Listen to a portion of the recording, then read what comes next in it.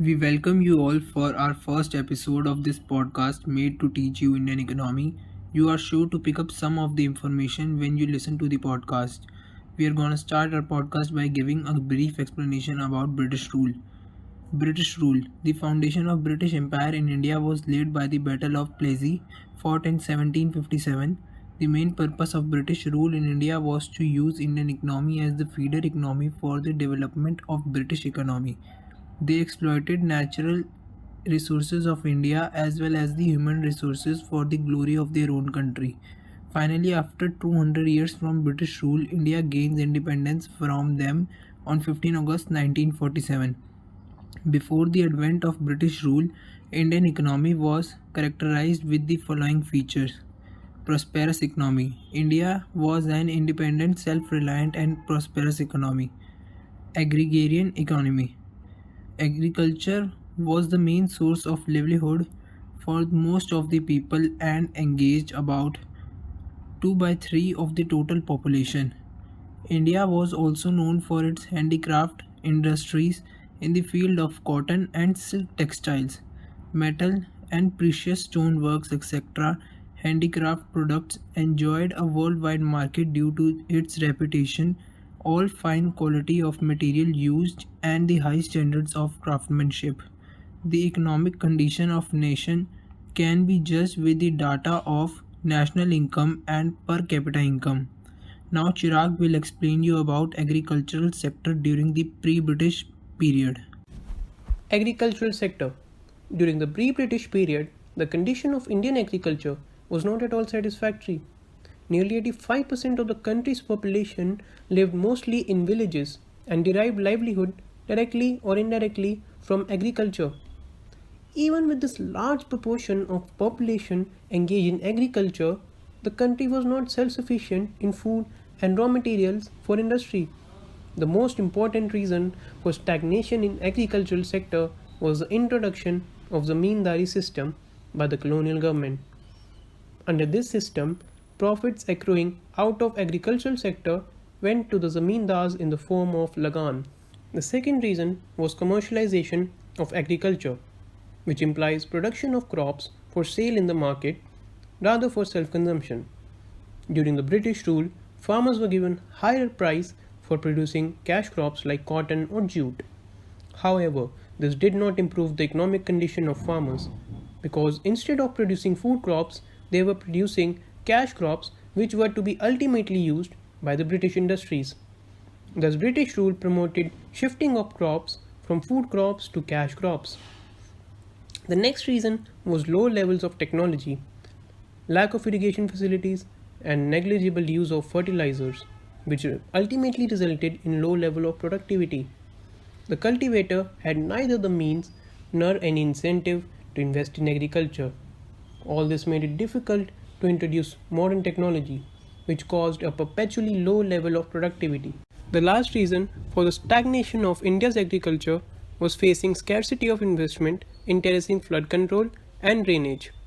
Although some farmers changed their cropping pattern from food crops to commercial crops, a large section of tenants, small farmers, and sharecroppers neither had resources and technology nor had incentive to invest in agriculture. Now Arman Goyal will tell about Indian economy during the pre-British period. Industrial sector. Although agriculture had dominated the Indian economy during the pre-British period, but some Indian industries producing certain special products enjoyed worldwide reputation. India was particularly well known for its handicraft industries. Deindustrialization refers to decline of handicraft industry during British government, which systematically destroyed Indian handicraft industries and no modern industrial base was allowed to come up. Adverse effects of decline of handicraft industries refers to decline of handicraft industries which adversely affected the Indian economy. High level of unemployment. The decline of Indian handicraft resulted in unemployment on mass scale. Imports of finished goods. The Indian made goods could not withstand the foreign competition of machine made cheap goods. Lack of capital goods industries. Capital goods industries refers to those industries which can produce machine tools which are in turn used for producing articles for current consumption. Low contribution to domestic product. The growth rate of the new industrial sector and its contribution to the GDP or gross value added remained very small. Limited role of public sector. The limited area of operation of the public sector was also a significant reason for drawback of the industrial sector. The public sector remained confined only to the railways, power generation, communication, ports and some other departmental undertakings. Foreign trade in British period will be explained by Arjun. Foreign trade. India has been an important trading nation since ancient times. However, the restrictive policies adopted by the colonial government adversely affected the structure, composition, and volume of India's foreign trade. Is equal to exporter of primary goods and importer of finished goods is equal to India became an exporter of primary goods such as raw silk, cotton, wool, sugar, indigo, jute, etc., and an importer of finished consumer goods like cotton, silk, and woolen clothes, and capital goods like light machinery produced in the British industries is equal to monopoly control of British rule is equal to British government maintain the monopoly control over India's exports and imports. More than half of India's foreign trade was restricted to Britain, while the rest was allowed with few other countries like China, Ceylon, Sri Lanka, and Persia, Iran. The opening of Suez Canal in 1869 served as a direct route for the ships operating between India and Britain. Drain of Indian wealth during British rule is equal to under the British rule, India became an exporter of primary goods and an importer of finished goods. There were huge exports surplus due to excess exports. However, exports surplus was used to make payments for expenses incurred by an office set up by the colonial government in Britain to meet expenses on war forwarded by the British government to import invisible items. Now Manan will tell us about the demographic conditions during the British rule. Demographic condition during the British rule exhibit all features of a stagnant and backward Indian economy. First official census. First official census was conducted in the year 1881. Though suffering from certain limitations, the census reveals unevenness in India's population growth from 1881 onwards. Census operations were carried out after every 10 years. 1921, Year of Great Divide. Before 1921, India was in the first stage of demographic transition with very high birth and high death rate. The death rate fluctuated from year to year and as the size of population remained almost stationary with the beginning of decline in their death rates. The population of the country entered the second stage of transition. The second stage of transition began after 1921.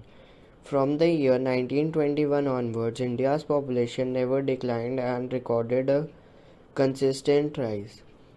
Due to this reason, 1921 is called Year of Great Divide. Occupational structure will be explained by Hardik Lakra. Occupational structure. Occupational structure refer to the distribution of working person across primary, secondary and tertiary sectors of the economy. During colonial period, occupational structure of the India showed little sign of change. The state of occupation structure during the British rule can be summarized as predominance of primary occupation. The agricultural sector accounted for the largest share of workforce with 70 to 75%.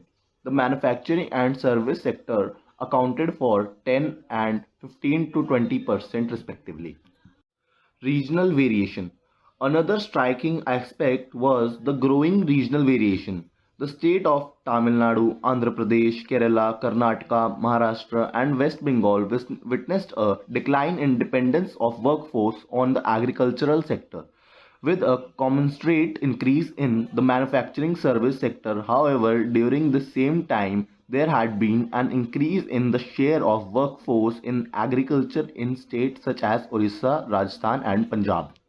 Now, Arman Soni would like to tell us about the infrastructure facilities during British rule. Infrastructure refers to all such activities, services, and facilities which are needed to provide different kinds of services in an economy. The infrastructure facilities during British rule were very poor. Some efforts were made to develop basic infrastructure like roads, railways, ports, water transport, posts, and telegraphs. But the main motive behind such infrastructure development was to reserve various colonial interests. Now Hardik Lakina will tell us the conclusion.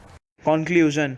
The various forms of exploitation by the Britishers on the Indian economy can be broadly analyzed with the following points. First, India remained an agricultural country throughout the British period and its agricultural sector remained totally backward. There was commercialization of agriculture to serve the interests of the Great Britain.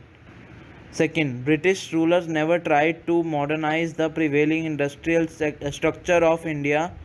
There was large-scale destruction of world-famous handicrafts and cottage industries in the country. Third, by the following policy of the discrimination and protection, Britishers gained complete control over the entire Indian markets. Fourth, British rulers gradually transformed the Indian economy into a primary producing country, exporting only agricultural products and raw materials necessary for industries in Britain and importing finished goods from Britain. Fifth, to promote foreign trade and to exploit natural resources of India to their advantage, British rulers built up economic infrastructures, which includes roads and railways networks, ports and shipping networks, irrigation and electricity facilities, etc. Sixth, British rulers thoroughly exploited the Indian economy through economic drain. The aforesaid nature of exploitative policy of British rulers resulted in large-scale poverty, stagnation and backwardness of the Indian economy along with a huge drain of economic resources of the country to Great Britain. State the Indian economic on the eve of independence will be explained by Shaurya. State of Indian economy on the eve of independence. During the British rule, the Britishers transformed the Indian economy into a colonial backward feudal, stagnant, backward, depleted and amputated economy. Colonial economy in India, colonial exploitation is a long history spread over nearly 200 years. British rule resulted in huge drain of wealth from India in order to facilitate growing British industry with the supply of raw materials from India. They also encouraged commercialization of Indian agriculture to transform Indian economy into a British colony. The impact of the British colony was deep on India even at the time of independence. Semi-feudal economy. By the close to the British period, there were two aspects of the Indian economy. Introduction of feudal system. The land settlement system gave birth to feudal relations. The landlords used to charge very high rate of lagan and were very cruel to the cultivators. Introduction of capitalist system. The establishment of modern industries led to creation of two classes, capitalist and laborers. So India inherited the features of both feudal and capitalist system in the Indian economy. Stagnant Indian economy. A stagnant economy is one which is growing at a very low rate. On the eve of independence, Indian economy was a stagnant economy as country's growth of aggregate real output during the first half of 20th century was less than 2% and growth in per capita output was only 0.5%. Backward economy at the end of British rule was backward and underdeveloped. The main reasons for the backwardness of Indian economy was low level of productivity, low per capita income, traditional methods of agriculture, high birth rate and death rate, mass literacy. Depleted economy. At the time of independence, Indian economy was a depleted economy. Depleted economy refers to an economy where no arrangements have been made to replace the physical assets depreciation due to excessive use. Imputed economy, the British policy of divide and rule, always promoted discrimination between various groups on the basis of religion, caste, language, and culture. As a result, on the eve of independence, country was geographically divided into two parts, India and Pakistan. Partition of the country virtually disrupted the economy due to problem of rehabilitation of large number of refugees from Pakistan and shortage of raw material for jute and cotton mines, as most of the cotton and jute growing areas went to Pakistan. We are very thankful of you being a patient listener. We would like you to join us in the next episode of this podcast.